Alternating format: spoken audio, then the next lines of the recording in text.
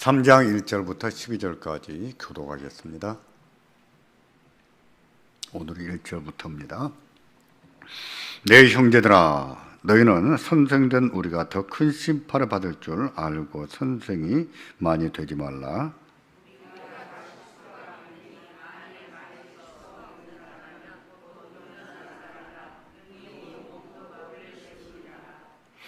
우리가 말들의 입에 재갈 물리는 것은 우리에게 순종하게 하려고 그 온몸을 제어하는 것이라.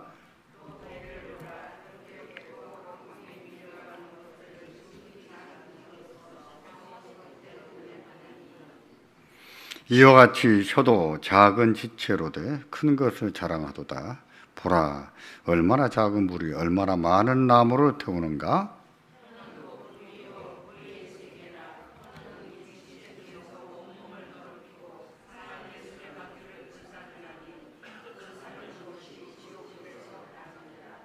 여러 종류의 짐승과 새와 벌레와 바다의 생물은 다 사람이 길들일 수 있고 길들여 왔거니와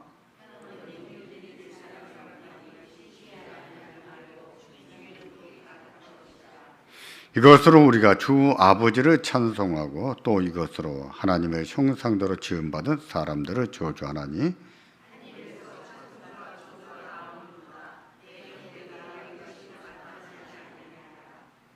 샘이 한 구멍으로 어찌 단물과 쓴물을 내겠느냐.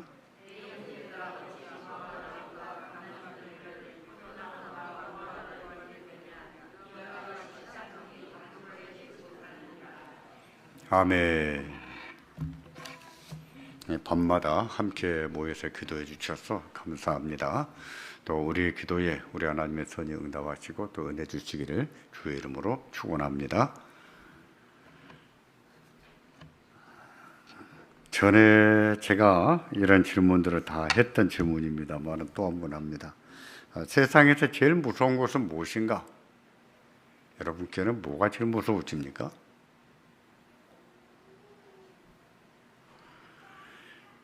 물론 하나님이 무섭다 이렇게 말할 수 있겠지요. 하나님 무섭지요. 근데 종종 하나님보다도 사람이 더 무서울 때가 있습니다. 그럴 때가 있어요. 하나님이 항상 더 무서워야 되는데 이제 사람이 더 무서울 때가 있어요. 하나님은요, 무서우셔도 자비로우시거든요. 징계를 베푸시다가도 하나님은 또 은혜를 베푸시거든요. 사람은 아니에요. 무자비하면 한없이 무자비해 버립니다. 이제 끝을 봐버리려고 하죠. 사람이 무서워요. 왜 다윗이 고난을 당할 때 사람에게 빠지지 않고 하나님 앞에 빠지기를 원합니다. 이렇게 했는가를 생각해 보십시오. 다윗도 사람이 무서웠던 거죠. 또 이런 질문도 해봤습니다. 세상에서 가장 아픈 것은 무엇인가? 여러분은 뭐가 제일 아프십니까? 가시가 아프십니까? 바늘이 아프십니까? 말이 아프지요. 사람의 말. 사람의 말은 정말 아픕니다. 이거는 진통제 가도 되지도 않아요. 어디 좀 다친 것은 진통제 하나 먹으면 잘만합니다. 근데 사람 말에 한번 마음이 다치고 나면 그것은 잠을 못 이루죠. 잠이 안 오죠. 며칠 몇 날씩 힘들 수도 있는 거예요. 저는 사람의 말이 너무 무서워서 한때는 사람이 무서워서 사람들과 깊은 얘기를 안 하고 싶을 때도 있었습니다. 하나님이 제 마음에 은혜를 주시고 담대하게 하시고 믿음 있게 하심으로 인해서 그런 기억들이 다 잊혀졌어요. 다 잊어졌는데 정말 한때는 사람이 무서울 때가 있었고 말이 무서울 때가 있었어요. 말은 그렇게 위력이 있습니다. 힘이 있습니다. 본문도 사람의 말이 무섭다고 말하는데 3장 4절에는 광풍에 밀려가는 배를 조종하는 작은 키와 같다라고 했어요. 또 3장 6절에는 사람의 말을 불에 비유했습니다. 지옥불. 말이 얼마나 무서운지 불에 비유했는데 지옥불이다. 보세요. 3장 6절입니다. 같이 보겠습니다. 혀는 곧 불이요 불의의 세계라. 혀는 우리 지체 중에서 온몸을 더럽히고 삶의 수레바퀴를 불살아나니 그 살아난 것이 지옥불에서 나느니라.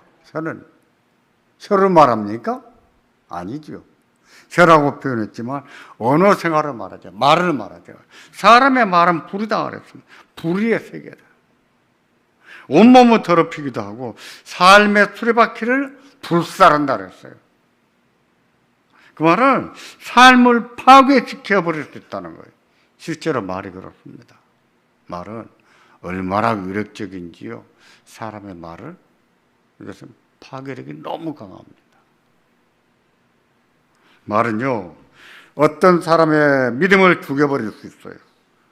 또 말 몇 마디가 어떤 사람을 절망하게 만들 수 있고 어떤 사람을 죽게도 만들 수 있는 거예요. 해보십시오. 한 아이를 놔두고 한 사람을 놔두고 여러 명이서 계속해서 얘기해보세요. 너는 나쁜 놈이야, 너는 나쁜 년이야, 넌 죽어야 돼, 너는 죽어도 마땅해, 이렇게 말해보세요. 죽는지 안 죽는지. 죽고 싶은 마음이 생깁니다. 나는 죽어야 돼. 그래, 나는 죽어야 돼 라고 생각하게 되는 거예요.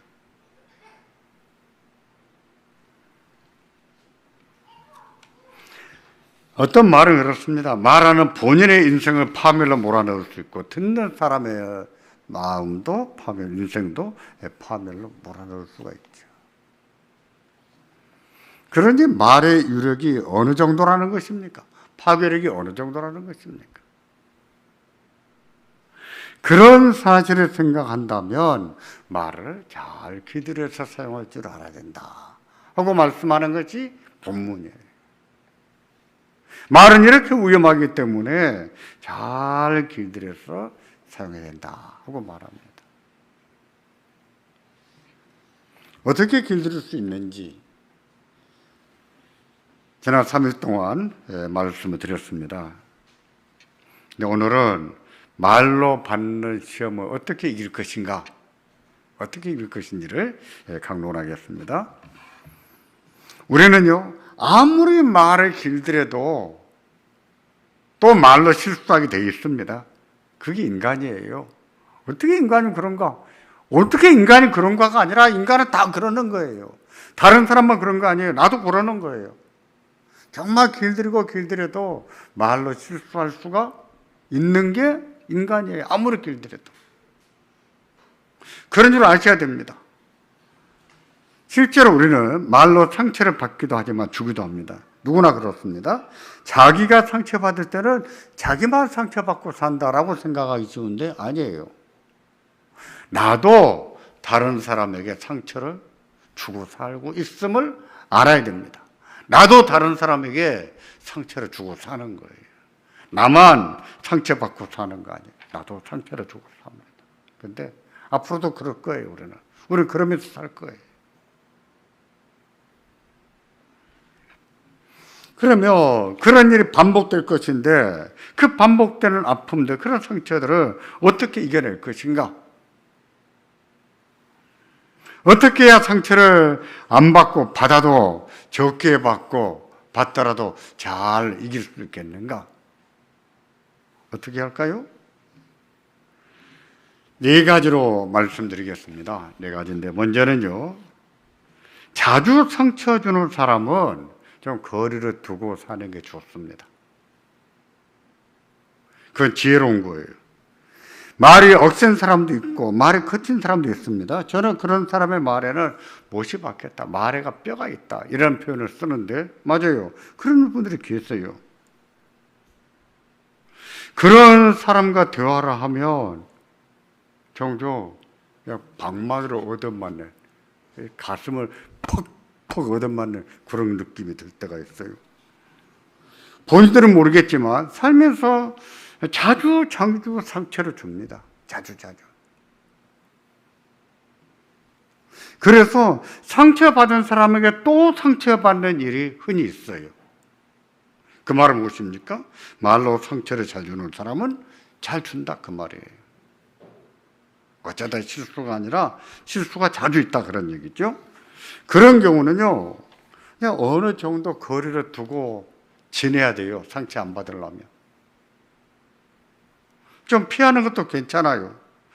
그거 당하고 낙심하고 속상하고 괴로워하고 그렇게 사는 것보다는 조금 이렇게 조심하고 살고 거리 두고 사는 것도 괜찮습니다. 저는 그렇게 함으로 한 번 나가지 두 번 나가겠느냐 이렇게 생각합니다. 저도 그런 경우는 그냥 깊은 대화를 안 하려고 합니다. 긴 시간 대화를 안 하려고 해요. 두 번째로 상처받는 말을 들었을 때는요, 너무 그 상처받은 말을 곱씹지 않아야 됩니다. 이것도 중요한 것인데요. 상처받은 말을 자꾸 생각하지 말라는 겁니다. 물론 또 오르겠죠. 또 오르겠지만 그것을 또 올리면 올릴수록 내상이 커지는 거예요. 상처를 받았습니까? 그 말을 곱씹지 말라는 것이지요.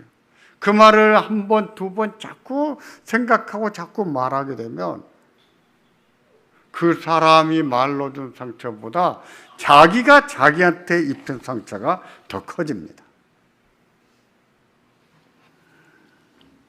그리고 상대방이 나쁜 의도가 없는데 한 번 실수했다는 생각이 들면 그런 경우는 좀 이해하고 좀 너그럽게 봐줘야 됩니다. 그런 경우는 저건 실수야. 저 사람이 뭐 의도적으로 일부러 그런 거 아니야. 이렇게 생각이 된다면 조금 이해하고 좀 너그럽게 봐줘야 돼요. 그 정도도 안 봐주고 어떻게 삽니까? 서로 그 정도도 봐주면서 얘기도 하고 웃기도 하는 것이지 말꼬리마다 자꾸 늘어질 것 같으면 어떻게 살겠어요?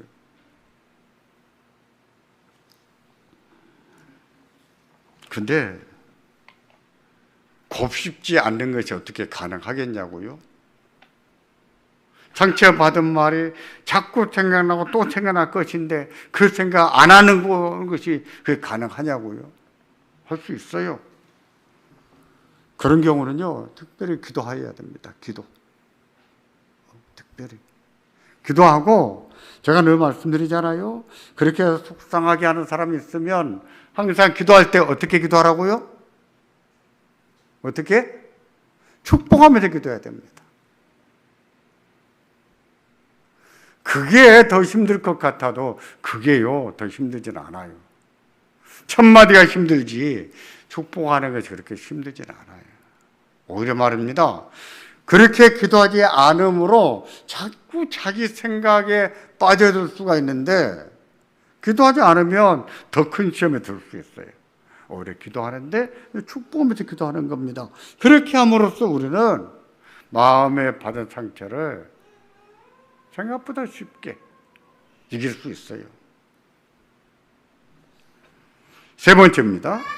세 번째는 자기도 상처를 주고 산다는 것을 알아야 됩니다. 자기도 상처를 주고 있다는 것을 알아야 돼요. 우리는 자기가 받은 상처만 생각하는 경향이 많아요. 사람 그렇습니다. 그러나 우리도 다른 사람에게 상처를 주고 있습니다. 상처 안 주고 사는 사람은 없어요. 다 주고 살아요. 기억을 못할 뿐이지 누구나 상처 주고 삽니다. 그러니까 나도 다른 사람에게 상처를 주고 산다 하는 것은요, 생각해야 돼요. 뭐 목사한테 상처받은 사람 없겠어요? 목사한테 상처받은 사람도 있겠지요. 의도하든 안 하든 우리는 그런 존재예요. 그러기에 너무 나만 상처받는다고 생각해서는 안 됩니다. 나도 다른 사람에게 상처를 줄 때가 있다는 사실을 생각하고 다른 사람의 실수를 조금 너그럽게 받아줘야 돼요. 이것은요, 생각이 중요한 거예요. 생각이. 그렇게 한다면 우리는요, 잠시 충격을 받고 잠시 상처를 받았을지라도 그것을 쉽게 이겨낼 수가 있습니다. 세 가지를 말씀드렸는데요. 이 세 가지도 중요하지만 가장 중요한 것은 이 네 번째입니다. 네 번째는요, 자존감을 높이는 거예요. 자존감. 제가 목회하면서 느끼는 것은 이겁니다. 아무리 성경을 가르쳐도, 아무리 기도 안 하고 사는 사람도 자화상이 건강하지 않은 사람은요, 신앙이 잘하지 않습니다. 자화상이 무엇입니까? 자기가 자기를 생각하는 마음이에요. 자기가 자기를 생각하는 마음. 내가 나를 어떻게 생각하는가? 응? 이거거든요. 근데 자기가 어떻게 소중한 사람인지, 자기가 어떻게 사랑스러운 사람인지 그걸 모르고 나는 못났어, 나는 못생겼어, 나는 한심해, 나는 바보 같아, 나는 못해, 나는 왜 이럴까? 이렇게 생각하는 자체가 자기를 그런 사람으로 여기는 것이거든요. 이런 게 자화상이에요. 자화상이 건강하지 않은 사람은요, 아무리 성경을 보고 그 사람이 아무리 금식 기도를 했다고 해도 변하지 않아요. 자라가지 않습니다. 우리가 그리스도 안에 있으면 새로운 피조물이에요. 주께서 다 새롭게 하셨어요. 우리 새 사람들이에요. 그리고 하나님께서 의롭다고 하신 사람이에요. 얼마나 소중합니까? 그렇다면 우리가 우리 자신을 좀 소중한 사람으로 여길 줄을 알아야 되는 거예요. 자화상이 건강한 것이죠.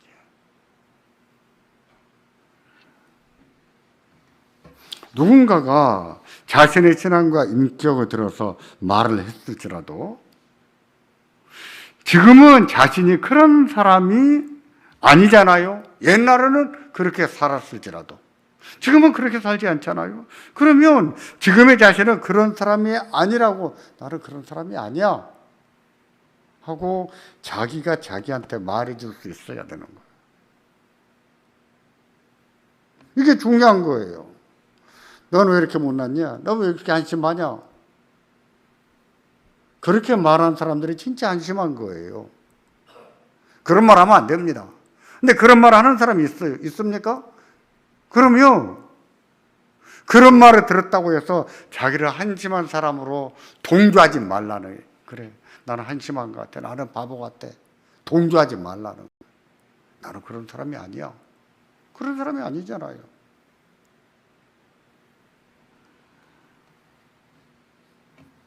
물론 지금은 그런 사람은 아닐지라도 그런 말을 들었을 때 기분은 좋지 않습니다.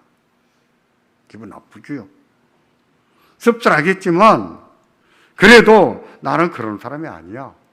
자기가 자기에게 말해야 됩니다. 그 말을 듣고 막 분을 끓고 막 섭섭해서 막 분노하고 그럴 것이 아니라 자기가 자기한테 나는 그런 사람이 아니야. 괜찮아.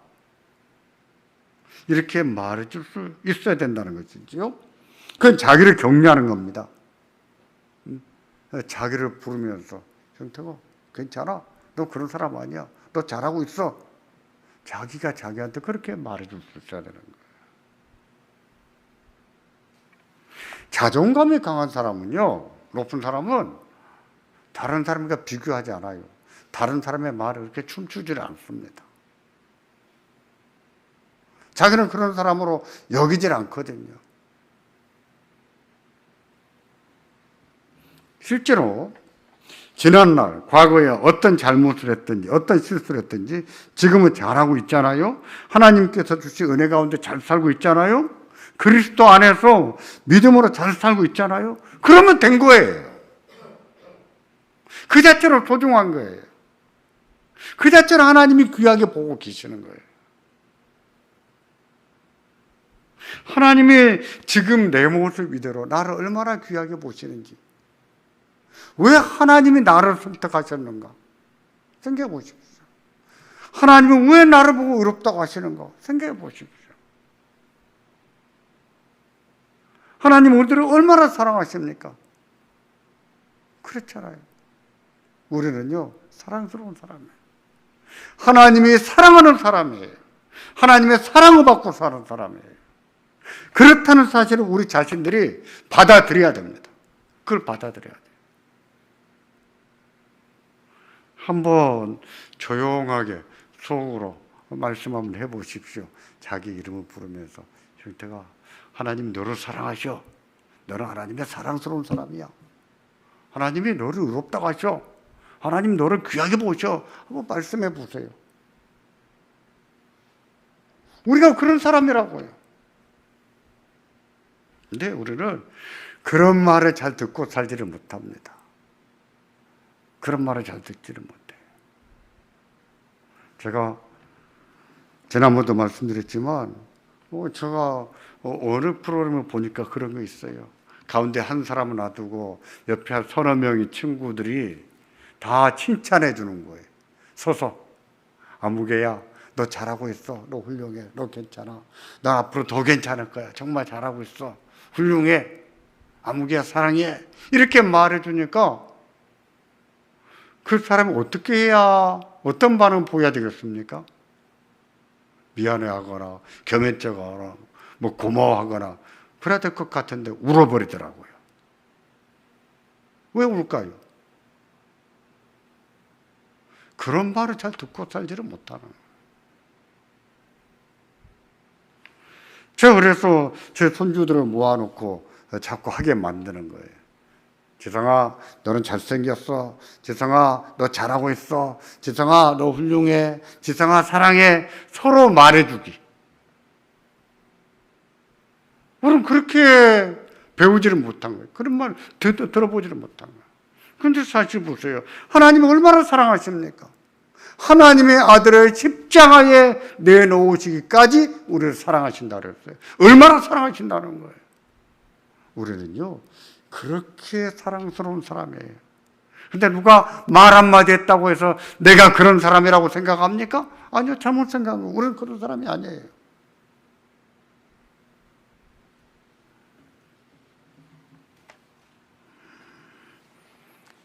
말씀드린 것처럼 그런 말, 마음에 상처가 되는 말을 들었을 때 곱씹거나 상처를 키우지 않도록 정말 조심해야 됩니다. 오히려 말입니다. 그런 말을 들었을 때 잠깐은 마음이 상했을지라도 자기가 자기를 격려해야 돼. 너 그런 사람이 아니야. 괜찮아. 하나님이 너를 사랑해. 너는 하나님의 사랑스러운 사람이야. 라고 말할 수 있어야 된다는 거예요.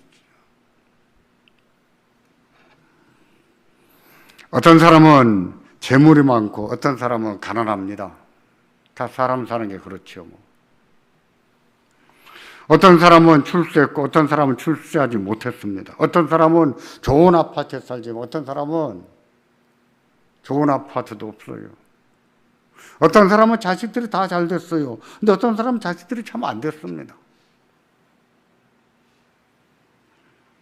그런데 그리스도 안에서는 그와 같은 것들이 나를 세우는 게 아닙니다. 그런 것들 때문에, 그런 요인 때문에 내가 신분이 높아지거나 내가 더 존경함 받을 만한 사람이 되거나 그런 게 아니라는 거예요. 나를 하나님 앞에 세우는 것은 그런 조건이 아니라 믿음이에요. 믿음. 예수 그리스도를 믿는 믿음. 하나님은요, 그 믿음을 보시고 귀하게 보시는 거예요. 우리에게는요, 그 같은 것들이 하나님 앞에 섰을 때 아무것도 아닌 것을 알아야 됩니다. 그런 것을 가지고 사람 앞에 내세우거나 다른 사람 무시할 것도 없는 거예요. 누군가 그렇게 한다면 그 사람이야말로 한심한 사람이지요. 한심한 사람이지요. 바울을 보세요. 바울은 그 모든 것을 배설물로 여긴다 그랬습니다. 배설물. 똥으로 여긴다 그랬어요. 세상 살아가는 동안 그런 것이 조금 편리하기도 하고 기분을 좋게 만들겠지만 그런 것들이 나를 하나님 앞에 세우지는 못합니다. 우리에게 그런 지식이 있다면 그런 일로 다른 사람을 차별하지 않도록 조심해야 돼요.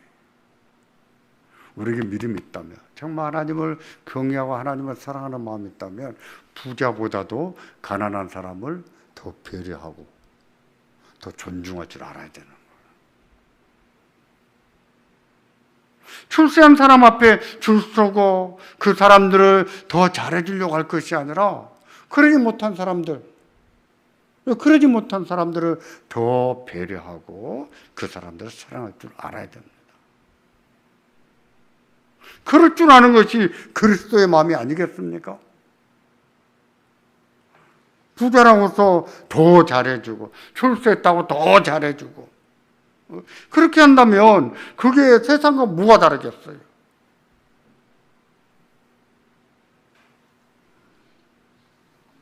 뿐만 아니라 누군가가 너무 못나서 자기를 차별했다고 해서 자기는 자기를 차별해서는 안 돼.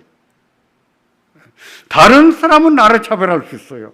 그렇다고 해서 덩달아 나도 나를 차별해서는 안 된단 말입니다.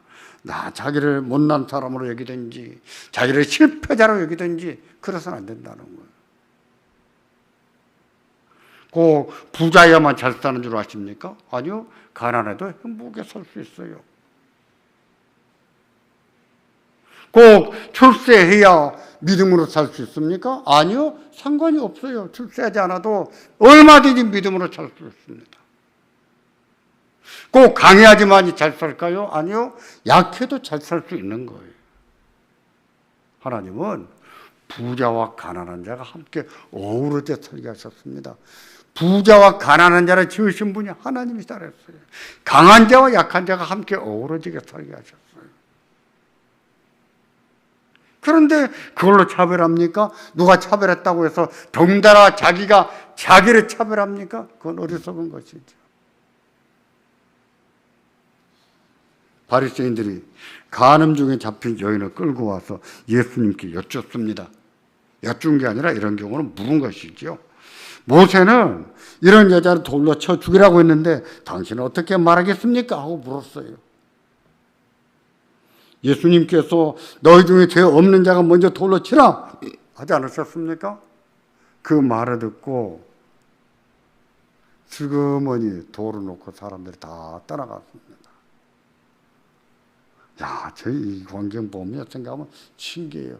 우리가 그런 경우에 죄 없는 자가 먼저 돌로 치라 그렇게 말하면 사람들을 슬그머니 돌을 놓고 다 돌아갔을까?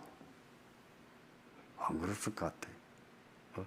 예수님이니까 그 말에 권세가 있어서 예수님 앞에서 그들이 항복하고 가지 않았는가 저는 그렇게 생각합니다. 이 모습에도 하나님의 신성을 보는 거예요.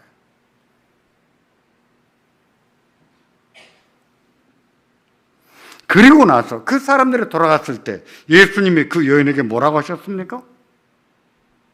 요한복음 8장 11절입니다. 같이 보겠습니다. 나도 너를 정죄하지 아니하노니 가서 다시는 죄를 범하지 말라. 이 말씀을 오해해서 간음죄를 지어도 교회가 권징하면 안 된다. 이렇게 말하는 사람도 있더라고요. 그 무식한 사람들이지요. 성경 오해한 사람이고 곡해한 사람이죠. 신학적으로 무지한 소리죠. 예수님께서는요, 이 말씀을 통해서 죄를 용서하신 것이 아니라 회개할 기회를 주셨다라고 이해를 해야 됩니다. 근데 그런 다음에는 다시 죄를 범하지 말라라고 말씀하신 것으로 봐야 하는 것이죠. 근데 여기서 중요한 것은 뭐냐면 나도 너를 정죄하지 않는다 그랬다는 거예요. 나도 너를 정죄하지 않는다.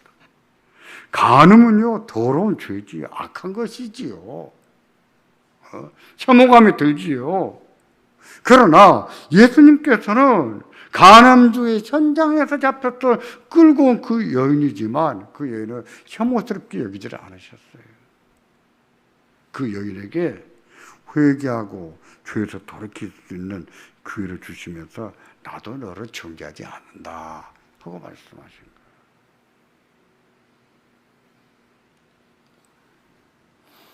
그러므로 어떤 사람이 예수 믿기 전에 어떻게 살았던 그 사람의 과거사를 가지고 우리가 단죄해서는 안 됩니다. 그러지 않도록 조심해야 돼요.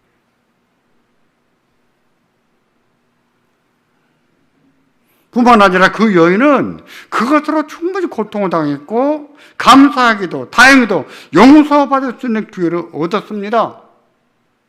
그런데 누가 정죄한단 말입니까? 누가 정죄할 수 있겠어요? 정죄해서는 안 됩니다. 더 중요한 것은 뭐냐면 그 여인의 경우 그 여인도 자기가 자기를 정죄하지 않아야 되는 거예요. 과거의 사이에 매여가지고 나는 옛날에 이런 사람이었어. 자기를 한심하게 여기고 예수님도 정죄하지 않는다고 했는데 자기가 반복적으로 계속해서 자기 자신을 정죄하고 살 필요가 없다는 거예요. 그렇게 하고서 어떻게 살겠습니까? 살아가면서 지난날의 아픔이 새로 생각나겠지요. 누군가가 자기의 아픔을 건드리는 일도 있겠지요.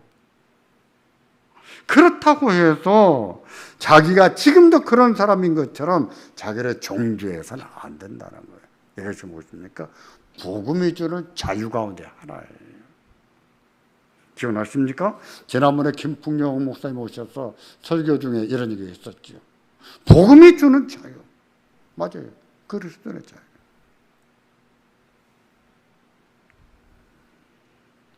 그럼에도 불구하고 자기를 단죄한다면 자기가 자기를 단죄한 그 사람은요 자존감이 낮은 것이지. 우리는요 누구나 허물이 있습니다. 완전한 사람은 없습니다. 상처를 받을 때가 있는가 하며 상처를 줄 때도 있어요. 받기만 하고 주지 않는 사람은 아무도 없습니다. 앞으로도 그럴 거예요. 앞으로도 우리는 상처를 받기도 하고 주기도 하면서 살 거예요. 우리는 그런 삶을 삽니다. 근데 그런 일이 최소화해야 됩니다. 그게 자주 일어나면 안 되는 거예요. 습관적으로 반복적으로 자주 일어나면 안 돼. 그것은 병입니다. 그건 병이에요. 독한 병이에요.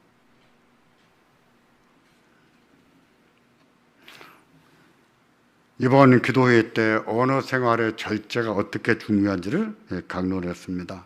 그리고 그리스도 안에서 말하는 법도 배워야 된다 하는 말씀드렸습니다. 우리는 그렇게 함으로써 말의 실수를 많이 줄이면서 살 수 있어요.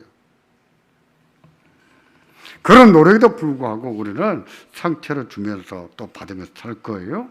그런데 상처를 받았을 때 아프겠지만 잘 이길 줄도 알아야 되는 거예요. 잘 이길 줄도. 그것은 무엇입니까? 자기가 자기 마음을 치유하는 것이죠. 근데 엄밀히 보면 성령 하나님은 그 마음을 치유해 주시는 거죠. 치유.